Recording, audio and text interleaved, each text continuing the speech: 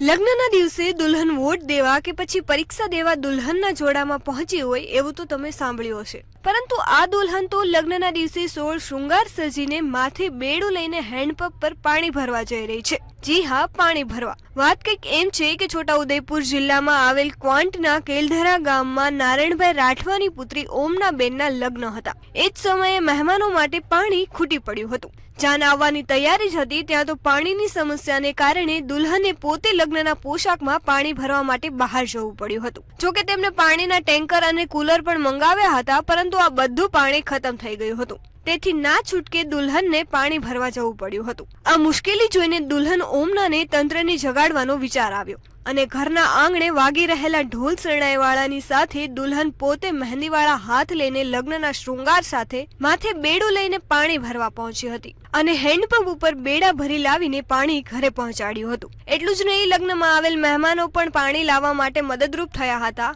જોકે આ video viral થતા વહીવટી તંત્ર હરકતમાં આવ્યું છે। આવી જ માહિતી માટે જોતા રહો મંતવ્ય ન્યૂઝ।